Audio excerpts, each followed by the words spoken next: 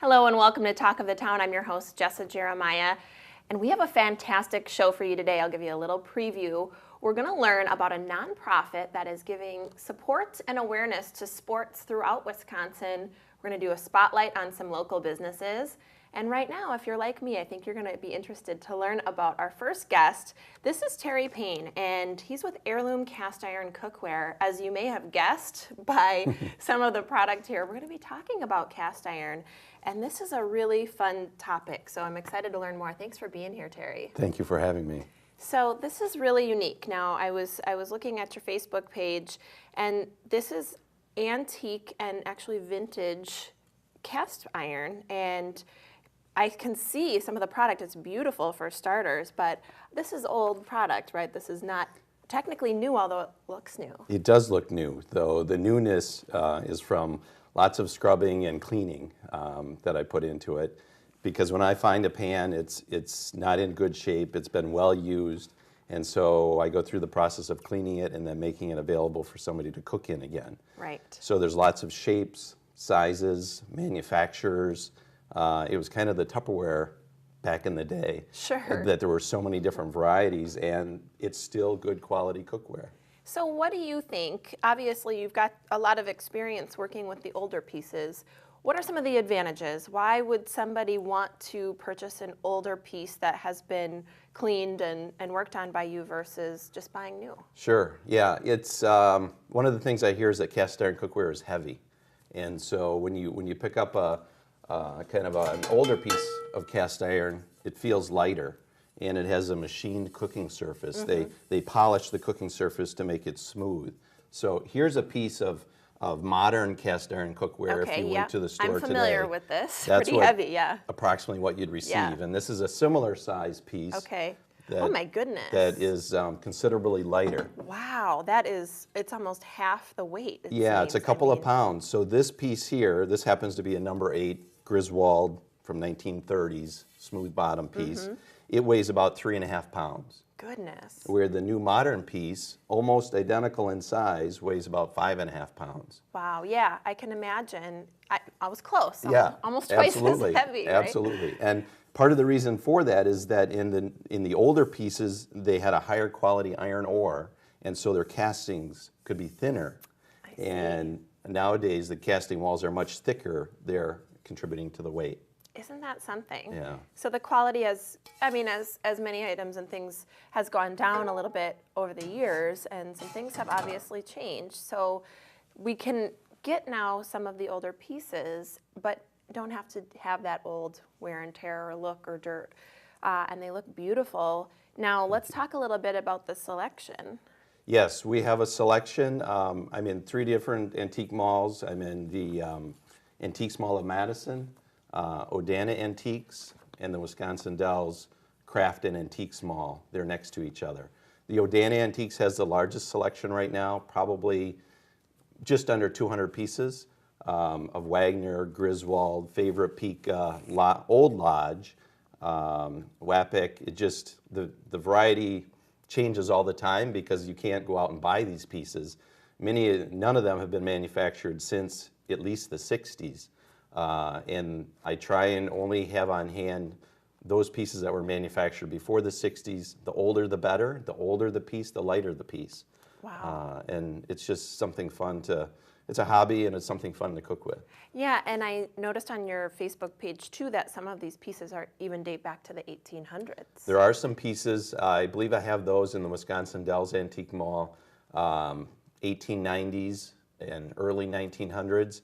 Sometimes on the bottom of a piece of cast iron you'll see a line, and that's called a gate mark.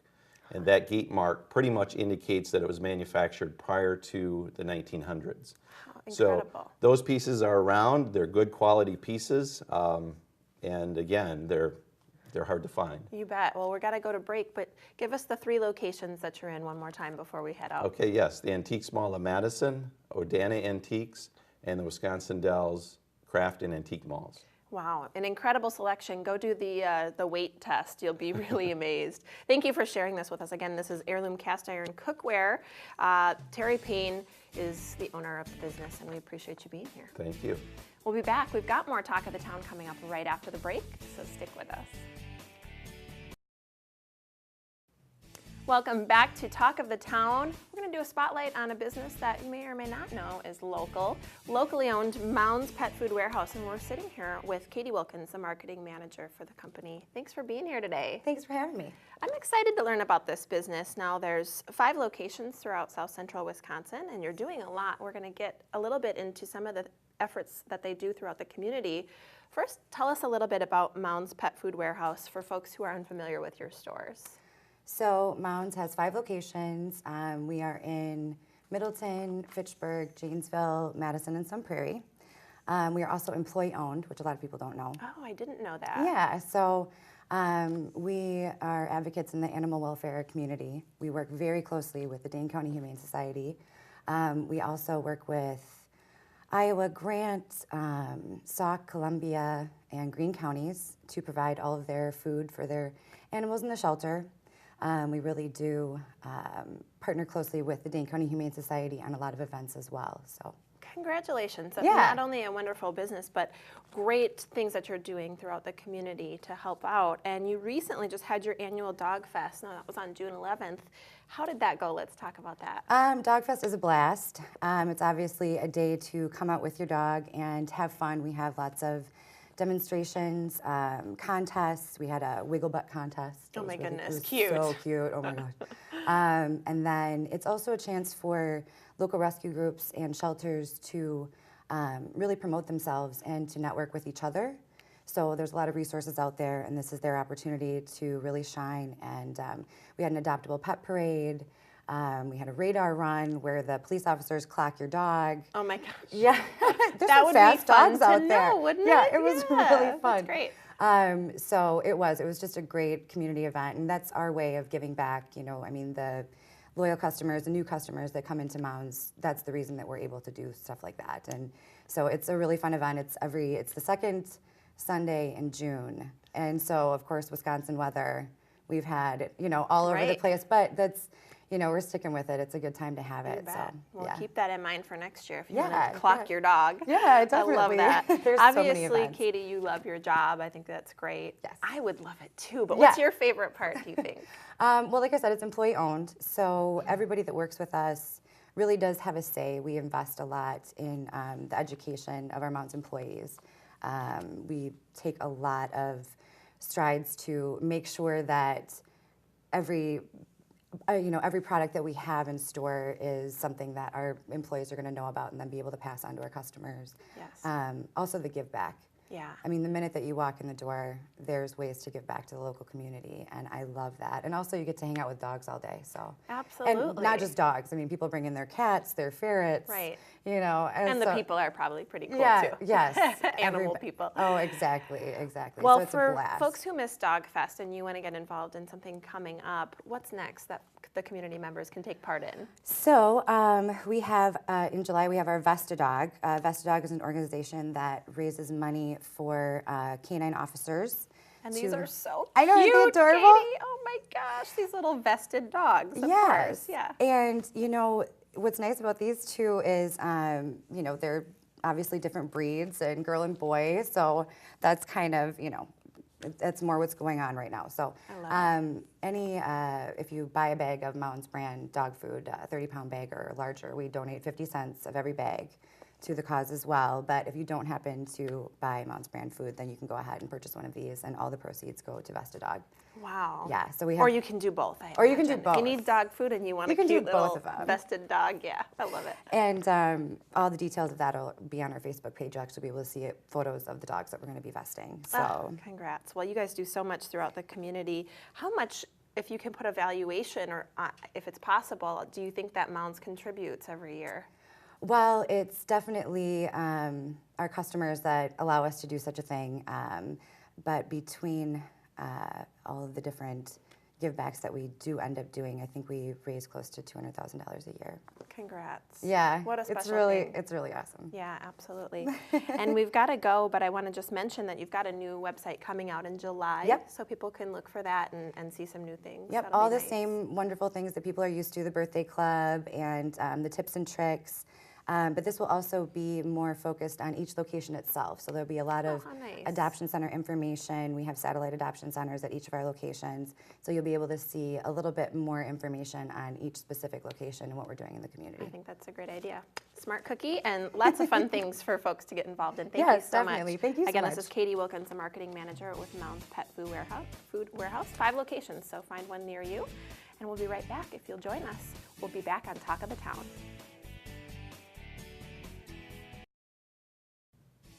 Welcome back to Talk of the Town. As promised, we're going to check in with one of our news partners. This is Andrea Hughes. She's with the Wisconsin Women's Business Initiative Corporation. But don't worry, you can call it WIBIC because that is a mouthful. We're glad to have you. Thank you. Thanks so much for being here. Now, you have done so much to help women in business in the area. Today, we're going to focus on a specific area that I don't know a lot about and I'm excited to learn. So we're talking today about crowdsource funding. So for folks who are unfamiliar, give us just the basic what it is. It's the concept of many people helping to make a project happen.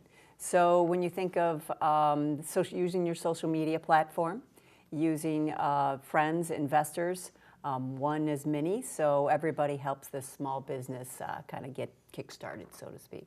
Yes, absolutely. And I like the concept because you're not necessarily just relying on one sole investor. Exactly. You probably have many family members, friends, people in your maybe outer circle even that want to contribute, but then they can do so maybe on a smaller scale and make an impact. Exactly.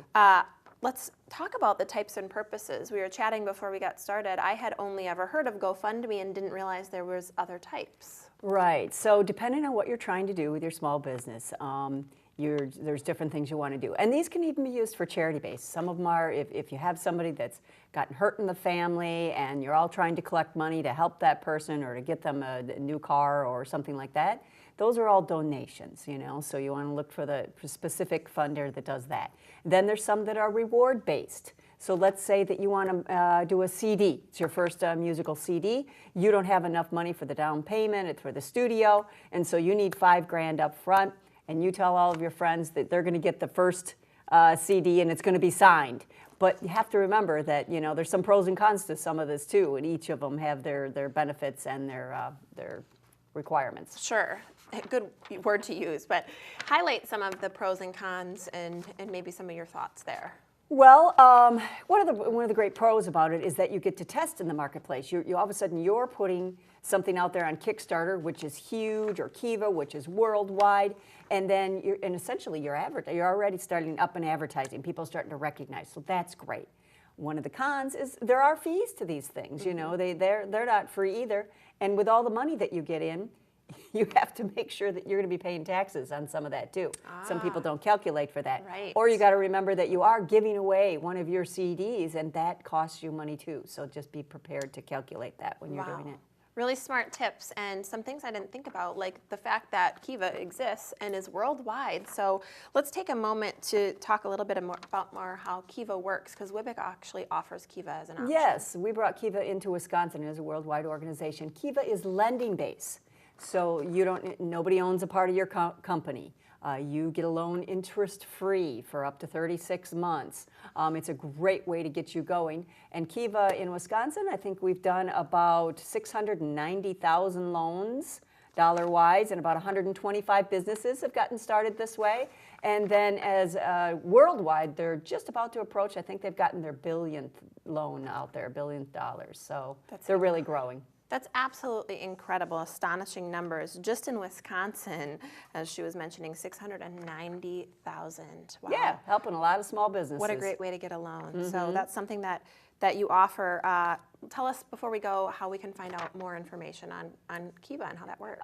You can simply call us at our office and we can connect you with our Kiva representative. And then we also have classes on crowdsourced funding. So you can come and analyze which one might be best for you. And you can go online to find our fall catalog for that.